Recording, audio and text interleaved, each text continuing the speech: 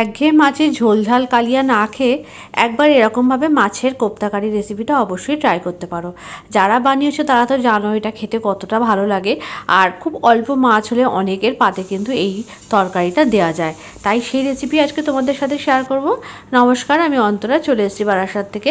আজকে তোমাদের সাথে শেয়ার করব মাছের কোপ্তা কারি। তার জন্য আমি এখানে কিছুটা পরিমাণ পেঁয়াজ আগে ভালো করে একটুখানি মিহি চপ করে নেবো। আর এই পেঁয়াজের সাথে আমি একেবারে দুখানা কাঁচা লঙ্কাও দিয়েছি। তোমরা ঝালটা বুঝে দেবে কতটা কাঁচা লঙ্কা খাবে সেই হিসাবে। ভালো করে এটা মিহি চপ করে নিয়েছি। আর এদিকে পেঁয়াজ, আদা, রসুন আমি পেস্ট করে রেখেছি আগে থেকেই।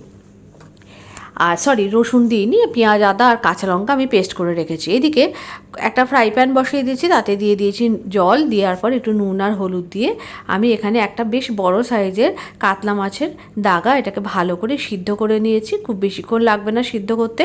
সিদ্ধ করার পর ভালো করে মাছটাকে কাঁটা ছাড়িয়ে নিয়েছি। আর এই যে মাছের ছাল, এটা কিন্তু আমি ফেলিনি, মাছের ছালটা আমি রান্নাতে দিয়েছি। তোমরা চাইলে এই মাছের ছালটা ফেলে দিতে পারো।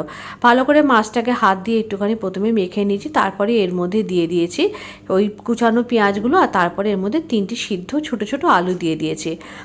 আর বাইন্ডিংয়ের জন্য দিয়ে দিয়েছি একটু কর্নফ্লাওয়ার, আর তার সাথে দিয়েছি একটা ডিম। তোমরা চাইলে এখানে কিন্তু পাউরুটি ব্যবহার করতে পারো, তবে ডিম দিলে কিন্তু ডিম বাইন্ডিংয়ের কাজ করে। সুতরাং যেহেতু আমি এটা পকোড়া করব না, তাই আমি এটাতে কর্নফ্লাওয়ার আর ডিম দিয়েছি।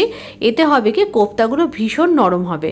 আর কিছুটা দিয়েছি চাট মশলা, একটু নুন আর একটু হলুদ দিয়ে খুব ভালো করে এটাকে মেখে নিয়েছি। দেখো কতটা নরম নরম করে মেখেছি, দেখেই বুঝতে পারছো। ঠিক এরকমভাবে নরম করে আমি মেখেছি।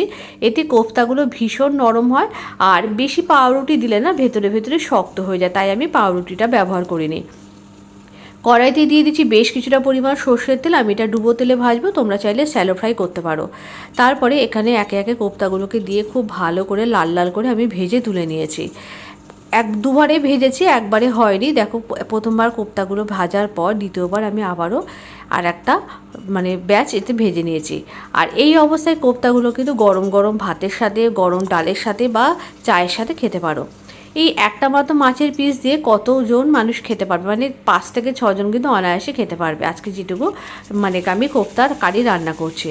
তারপরে কোপ্তাগুলো ভেজে নেওয়ার পর বাকি তেলের মধ্যে একটুখানি দারচিনি ফোড়ন দিয়েছি আর একটু গোটা জিরে দেওয়ার পর আমি যে পেঁয়াজের পেস্টটা করে রেখেছি, পেঁয়াজের পেস্টটা দিয়েছি। একটুখানি ভেজে নেওয়ার পর আদা আর কাঁচা লঙ্কার পেস্টটাও দিয়ে দিয়েছি। এতে আমি কোনো শুকনো লঙ্কা ব্যবহার করিনি, তার কারণ এতে আমি একটুখানি টমেটো কেচাপ ব্যবহার করেছি। টমেটো কেচাপ এমনিতে একটু মিষ্টি মিষ্টি হয় আর কালারও হয়, তাই জন্য আমি ব্যবহার করে দিই।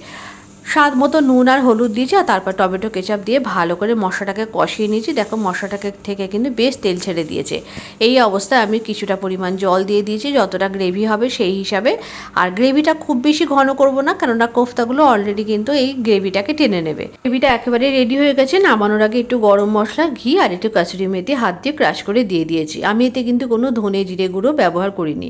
কেমন লাগলো আজকের রেসিপিটা অবশ্যই কিন্তু কমেন্ট করে জানাতে হবে। যদি ভালো লেগে থাকে অবশ্যই লাইক করো, ছোট্ট একটা কমেন্টের মাধ্যমে জানিও।